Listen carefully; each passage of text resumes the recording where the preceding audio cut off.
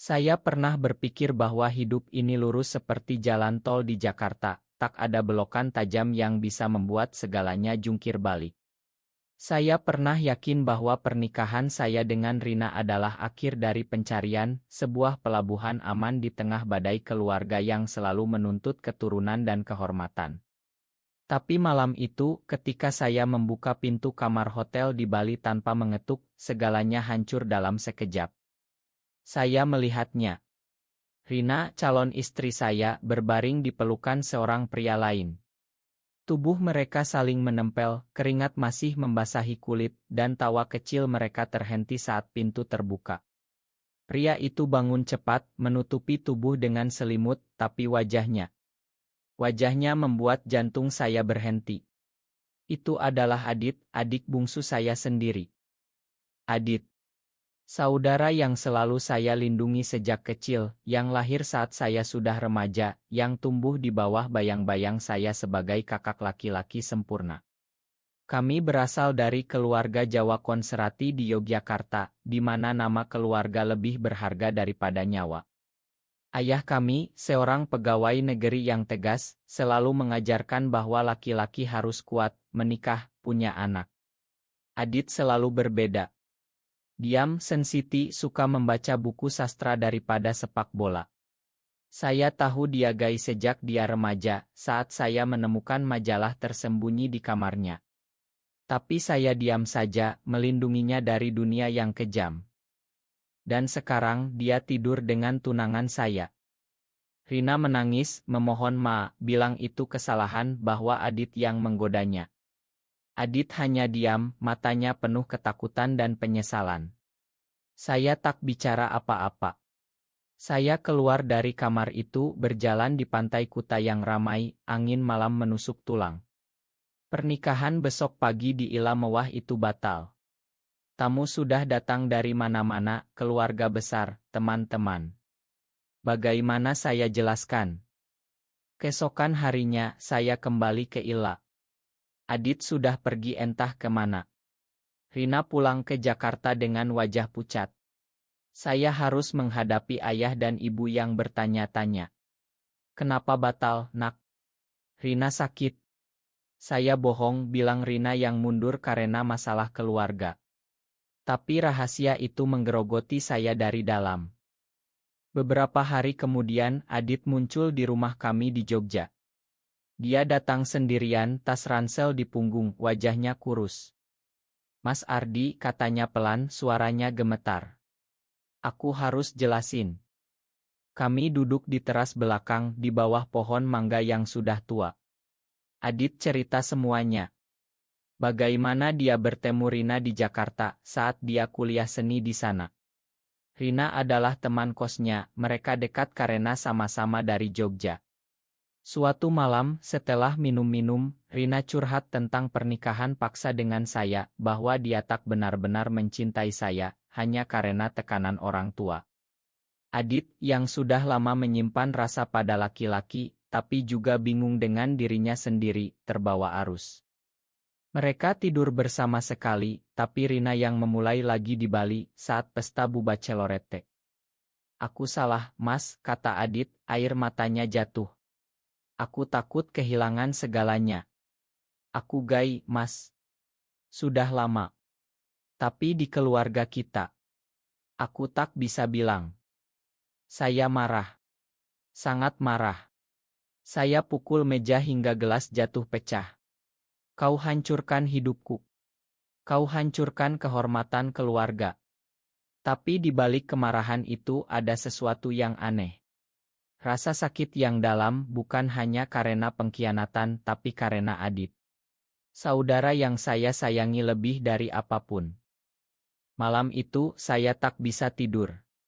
Saya ingat masa kecil kami. Saat Adit kecil, saya yang menggendongnya ke sekolah saat hujan. Saat dia sakit, saya yang jaga semalaman. Adit selalu melihat saya dengan mata penuh kekaguman. Dan sekarang, rahasia ini membuat semuanya tercemar.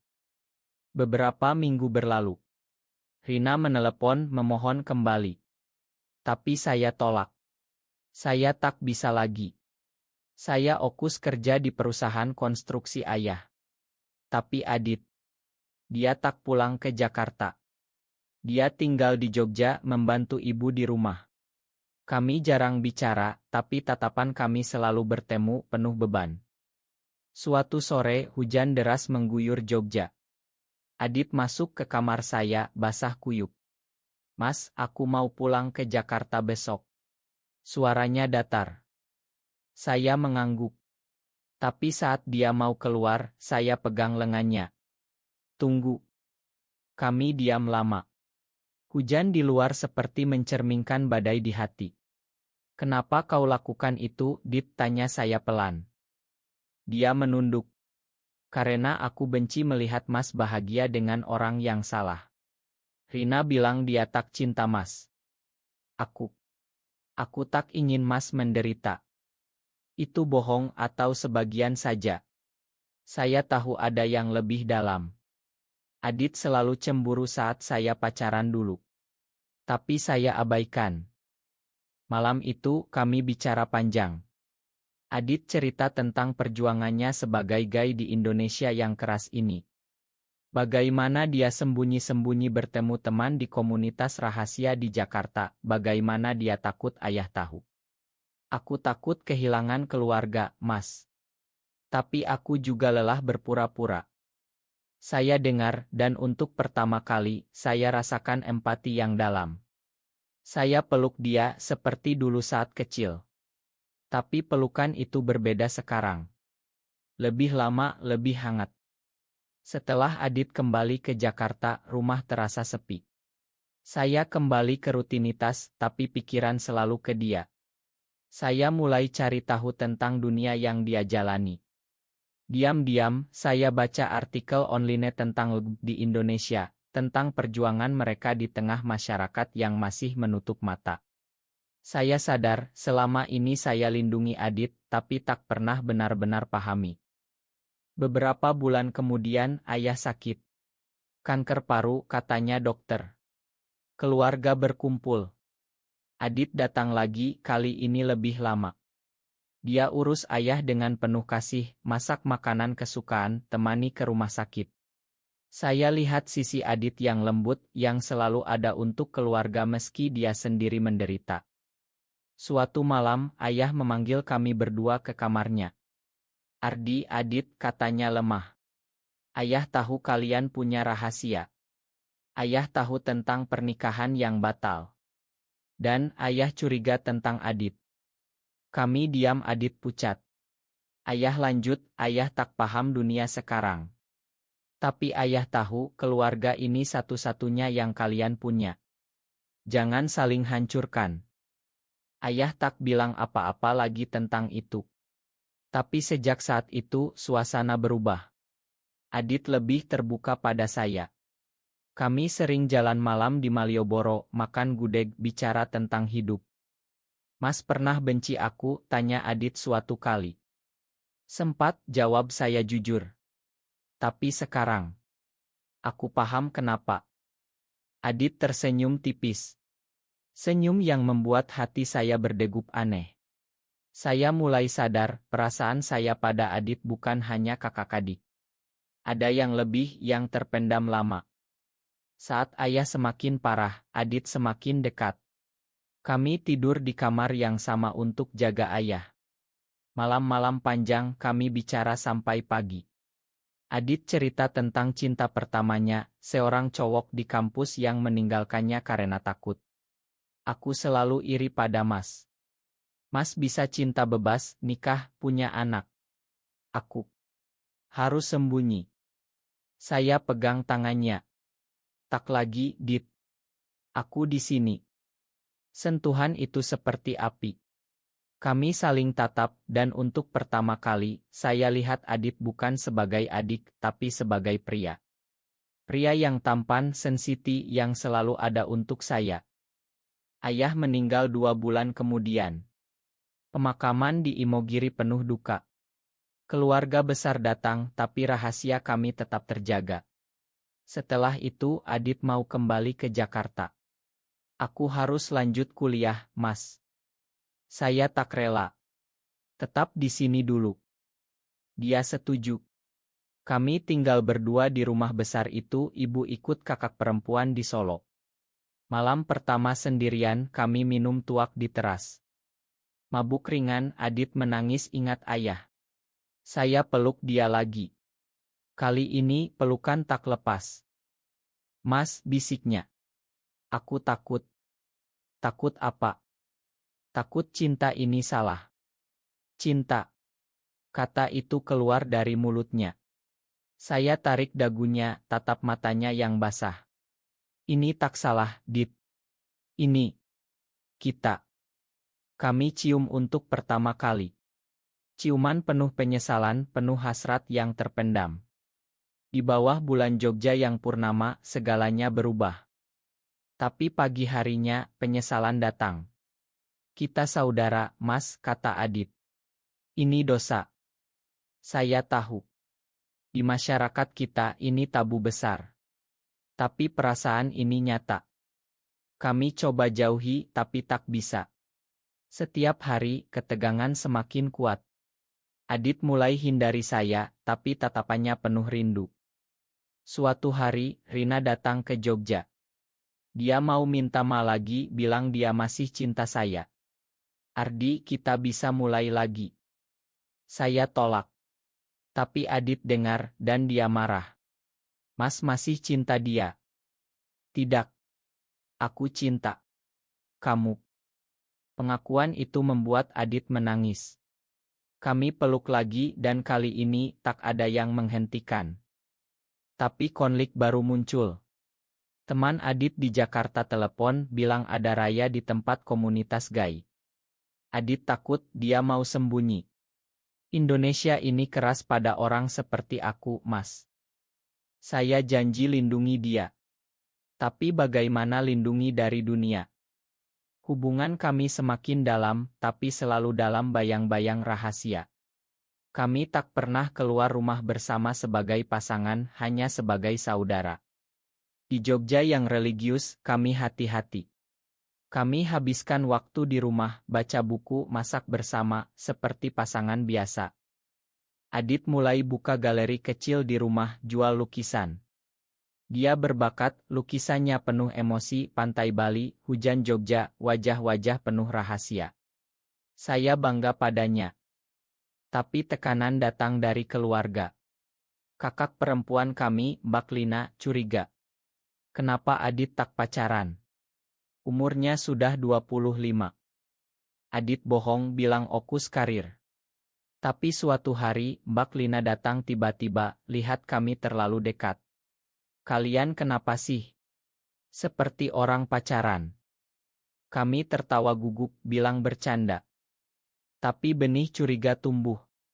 Adit semakin gelisah. Mas, kalau ketahuan, keluarga bubar. Saya tenangkan dia. Kita kuat bersama. Romansa kami penuh kelembutan. Malam-malam kami bicara tentang mimpi. Adit mau ke Eropa, lihat seni bebas. Saya janji suatu hari kita ke sana. Tapi badai datang saat Rina muncul lagi. Kali ini dia hamil. Anak siapa? Tanya saya kaget. Dari malam itu di Bali. Dengan Adit. Bom. Adit pucat. Itu bohong, Mas. Kami pakai pengaman. Tapi Rina bersikeras mau nikah dengan saya untuk tutupi. Biar anak punya ayah. Adit marah besar. Dia bohong untuk balas dendam. Konflik memuncak. Kami bertengkar hebat. Adit mau pergi, bilang ini terlalu berat. Aku hancurkan hidup Mas lagi. Saya pegang dia kuat. Jangan pergi. Ini ujian kita. Kami periksa nanti, tapi saat itu keraguan menggerogoti. Saya tanya Adit, benarkah kau tidur dengannya lebih dari sekali? Dia akui ada 2 kali sebelum Bali. Aku bingung saat itu, Mas. Aku coba normal. Sakit. Pengkhianatan lagi. Tapi saya makan karena cinta ini lebih besar. Rina akhirnya akui bohong setelah kami ancam polisi. Dia hanya mau ganggu kami. Dia pergi tapi luka tetap. Setelah itu Adit semakin takut. Dia dengar berita tentang pasangan gay di Aceh dicambuk. Kita tak bisa selamanya begini, Mas. Saya usul pindah ke Bali, tempat lebih terbuka. Adit setuju. Kami jual sebagian warisan, beli rumah kecil di Ubud. Di sana, di tengah sawah hijau, kami mulai hidup baru. Adit buka studio seni, saya kerja remote. Tapi masa lalu mengejar. Bak Lina datang bawa ibu. Mereka curiga lihat Oto kami berdua terlalu mesra. Adit gaya, tanya ibu langsung. Adit mengangguk pelan. Ibu menangis, tapi peluk dia. Ibu tetap sayang anak ibu. Tapi tentang kami. Mereka tak tahu. Di Bali, hidup lebih bebas. Kami jalan tangan bergandengan di sawah, tak ada yang peduli. Adit bahagia, lukisannya laku. Saya lihat dia bersinar. Kami bertemu komunitas lokal, teman-teman yang sama nasib. Cerita mereka mirip, sembunyi, takut, tapi cinta tetap. Suatu hari, Adit sakit. Demam tinggi. Saya rawat dia, ingat saat kecil. Mas selalu jaga aku, katanya lemah. Itu tugas aku, jawab saya. Tapi di balik itu ada ketakutan. Di Indonesia, hak kami tak ada. Kalau salah satu sakit parah, yang lain tak diakui. Adit usul kita ke luar negeri suatu hari. Nikah di sana. Mimpi indah. Tapi konflik baru, teman lama saya dari Jakarta datang berkunjung. Dia lihat kami, curiga. Kalian seperti pasangan. Kami bohong tapi dia sebarkan gosip di grup alumni. Gosip menyebar ke Jogja. Keluarga marah. Bak Lina telepon, kalian gila. Saudara kandung. Adit down. Aku tak tahan, Mas. Saya kuatkan dia. Kita pilih cinta ini. Kami putus hubungan dengan sebagian keluarga. Sakit tapi perlu. Tapi ibu datang sendirian. Ibu paham sekarang. Ayah dulu bilang keluarga penting. Tapi bahagia anak lebih penting. Ibu terima kami. Peluk Adit lama. Itu memberi kekuatan. Kami lanjut hidup. Adit buat pameran besar di Ubud, Temang Cinta Terlarang. Lukisan tentang dua pria di bawah hujan, peluk erat. Pameran sukses. Banyak yang datang, termasuk turis asing. Tapi ada protes kecil dari kelompok konservatif. Mereka demo di depan galeri, bilang seni kami rusak moral. Polisi datang, tapi lindungi kami. Di Bali, lebih toleran. Malam itu, setelah demo bubar, Adit menangis di pelukan saya. Aku takut kehilangan Mas. Tak akan janji saya. Kami makin erat. Tahun berganti. Kami sudah 5 tahun bersama. Adit semakin dikenal sebagai seniman. Saya bangun bisnis kecil tour budaya. Kami adopsi anjing, namai Diag Harapan. Tapi Adit mulai batuk-batuk. Ke dokter, hipositi. Dari masa lalu, saat dia eksperimen sebelum ketemu saya. Hati saya hancur. Kenapa tak bilang dulu? Aku takut Mas tinggalkan. Saya tak tinggalkan. Saya rawat dia, cari obat terbaik. Di Indonesia, akses sulit, tapi kami berjuang. Adit lemah, tapi tetap lukis. Aku mau lukis Mas selamanya. Saya nangis diam-diam. Keluarga tahu, ibu datang bantu. Bak Lina akhirnya makan, lihat penderitaan Adit. Kalian cinta sejati, katanya. Adit semakin parah. Malam-malam dia cerita mimpi. Kalau aku pergi, Mas cari yang baru ya. Tidak. Kau satu-satunya. Drama puncak saat Adit koma seminggu. Saya tak tidur, jaga Dirs. Dia sadar lagi, tersenyum lemah. Mas. Terima kasih cinta aku. Saya pegang tangannya. Aku yang terima kasih. Kau ajarkan aku cinta sejati. Adit sembuh perlahan, obat baru membantu. Kami lanjut hidup, lebih menghargai setiap detik. 10 tahun kemudian, Adit masih hidup, sehat dengan obat rutin. Kami pindah ke Belanda sementara, nikah diam-diam di Amsterdam. Kembali ke Bali, hidup tenang. Kami buka yayasan kecil bantu muda di Indonesia, beri beasiswa seni, konseling rahasia. Banyak cerita datang, anak muda yang ditolak keluarga, seperti Adit dulu. Kami bantu, bilang, cinta tak salah. Bertahanlah. Ibu tinggal dengan kami sekarang, tua tapi bahagia lihat anak-anaknya damai. Suatu sore di Pantai Sanur, kami duduk lihat sunset. Adit pegang tangan saya. Dari pengkhianatan itu kita dapat cinta ini, katanya. Saya angguk. Ya, Dit. Dari kehancuran, lahir kebahagiaan. Kami cium di bawah langit merah, tak peduli orang lihat. Di Indonesia yang masih berjuang, kami adalah bukti, cinta menang, asal kita berani. Hidup tak lurus seperti yang saya pikir dulu. Tapi belokan itu membawa saya ke pelabuhan sejati, Adit.